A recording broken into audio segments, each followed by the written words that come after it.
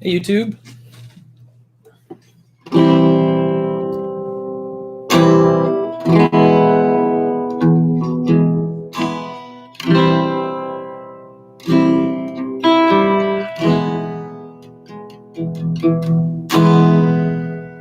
Joe Walker here at Def Digits Guitar Lessons, and I'm going live for a lesson for my student Donella. And Donella is a beginner learning how to change chords smoothly and use them in several different songs. So I want to give you 4 tips for helping you smooth out your chord changes. Not all of it. Typically, students will think they need to make their chord changes faster. That's not necessarily the case. They need to be smoother so that you don't have a hesitation in between and you don't use your fingers inefficiently. So I'll give you 4 tips today to help you do that. First, we're going to look at one chord at a time. When you're looking at a single chord, and this could be any chord, we're not going to go through a bunch right now. This could be any chord that you're trying to use in a song and you're trying to make this smooth. Let's take C, for example. When you look at a single chord, I have 2 tips for you on a single chord. When you're doing this, your job is to make sure that every string, all 6 strings, are doing what you want them to do. So if you're doing a C chord, we don't want to hear that low E string ringing out like that. We don't want that. And you don't want to leave that string hanging open and just play 5 strings with your pick. Because when you're doing this, there's no accuracy there. You have to be able to strum all 6 strings with your right hand, and your left hand is in charge of making sure all 6 strings are doing what you want them to do. Since we don't want to hear the low E string, you have to check it. Make sure it's being muted by your thumb over the top or by the side of your 3rd finger right there. Somehow you have to make sure that that string is doing what you want it to do. It should be silent in the case of a C chord.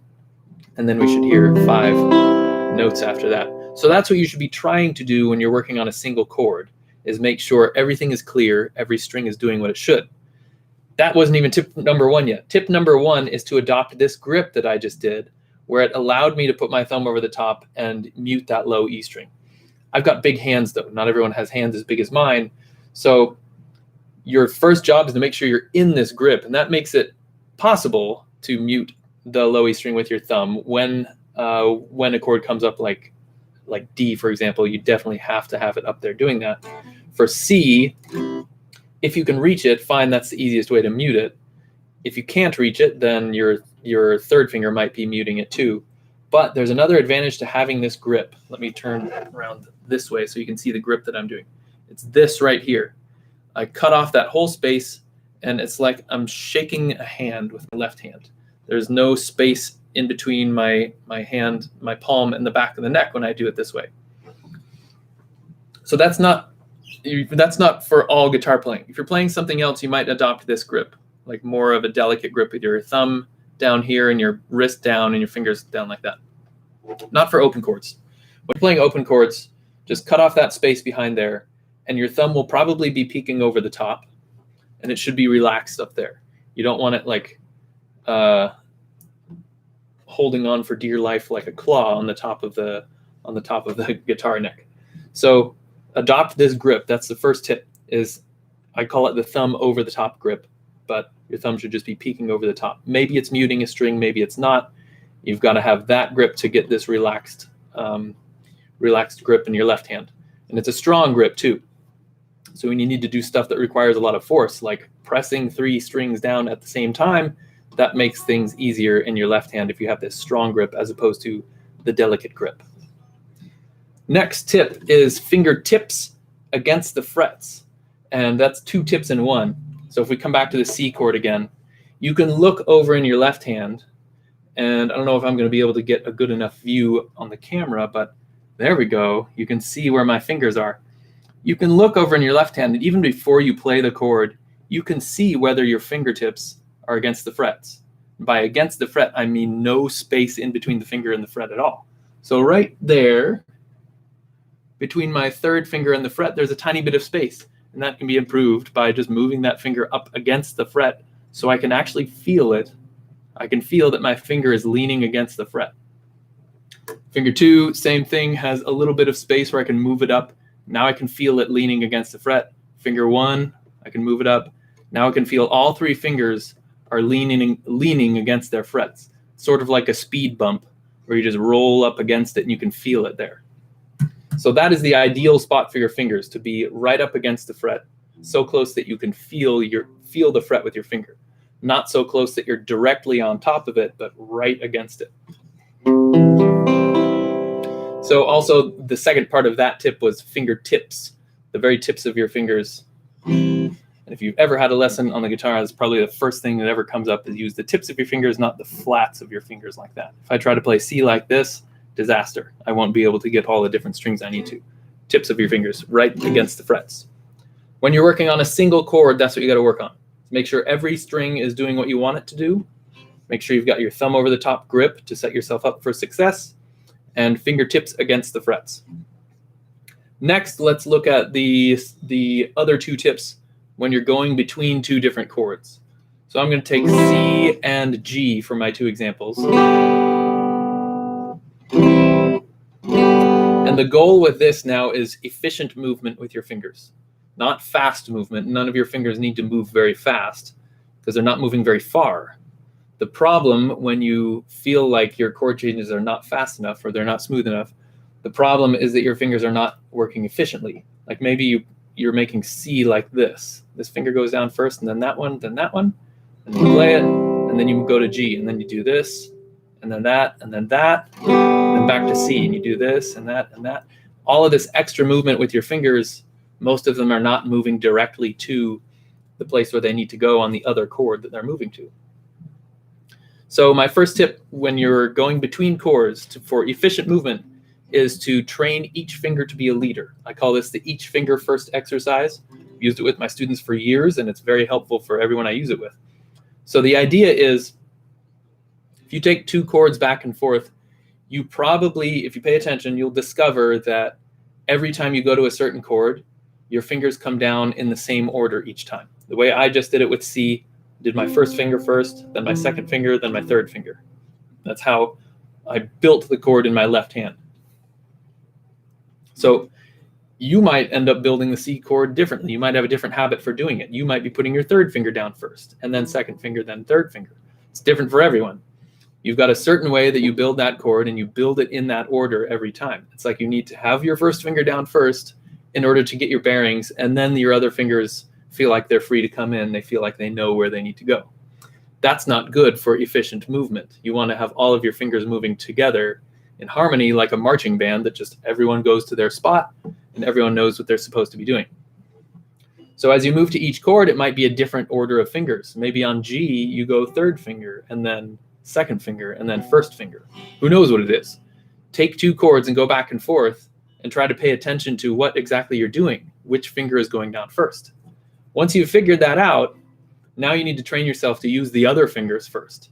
So if we're going between C and G, each of these chords is only 3 fingers, and so we're going to train first finger moving first on both chords. So we got C starting here. First finger has to be the leader, and then the other fingers are free to come in. Now when we go to G, we have to know exactly how first finger moves. It goes from here to here. And we have to know that, and it might take some grinding of the gears to figure out where is it if that's not the usual first finger that you put down. So it goes from here to here, and then you're free to put your other fingers on. Back to C, it goes from here to here, and then you're free to put your other fingers on. Next, you move the second finger first. So second finger is the one that starts building C chord, and then it has to move directly to its new spot on G, put those other fingers in, and it has to move directly back to its spot on C, put those other fingers in. So the second finger is the leader now, going back and forth between these chords. The second finger is the first one to come down, and then the other fingers can come down. Next, you allow your third finger to be the leader. Third finger on G, up here, and then the other fingers can come in. Third finger on C, here, and then the other fingers can come in. And I'm doing this very quickly right now. You'll want to spend some more time ruminating on how exactly your fingers are moving when you're doing something unfamiliar. When you're doing this, it forces you to isolate each finger and realize how exactly that finger by itself needs to move to achieve maximum efficiency from one chord to the next and back. So when I was doing first finger as the leader, then I was making sure my first finger moved the way I eventually want all my fingers to move, straight from one note to the next note. But that's too many balls to juggle at the same time right now. So you just focus on one finger doing that really efficiently, and then the other fingers following suit. And you do that task with each of your fingers to get accustomed to what does it feel like to move my second finger efficiently? What does it feel like to move my third finger efficiently? So you get a really good idea of how each of them should move, and eventually you'll be able to put them all together. That is the fourth and final tip, is to put them all together. And here's how we'll do it. I call it hover chords. And when you do this, none of your fingers is able to get your bearings and show the remaining fingers how they're supposed to move, because we're not even going to touch the strings. Hover chords, it's like the way it sounds. When I move to C, I'm going to hover my fingers over the strings like that. I'm not going to touch them until I'm in the complete C shape. So you can see my fingers are in the shape of a C chord, and I want to get that shape as accurate as possible before I gently just plop all of my fingers down at the same time. And then I'm going to take them off and hover and move over to the G shape. I try to get that shape as accurate as possible, and then plop them all down at the same time. I'll plop them down slowly, and if I can feel that one of my fingers is between two strings, I can feel two strings at the same time, like this on my first finger. If I can feel that, then I can maybe correct it before I press everything. So take them off, hover over C, press them all down slowly, and then strum it. Take them off, move them all over G, hover, press them all down slowly. So now you're doing in slow motion the exact motions that you want to be doing when you make really efficient chord changes. Is you take them off of one, everything moves at the same time, plop them down on the other chord. And right now in the beginning phases, it might be like all your fingers are going haywire and it's very difficult to gain control over them. But guess what? The best way to gain control over them is to try to gain control over them. So all of this work that you're doing with trying to get your fingers to act the way you want them to, you're getting better at it. So continue practicing with each finger first, with hover chords, and continue isolating your single chords. Make sure every string is doing what you want it to. Make sure you've got your thumb over the top grip, the strong grip, and you've got fingertips next to the frets. That's it for today. Thank you for watching. I'll see you next time.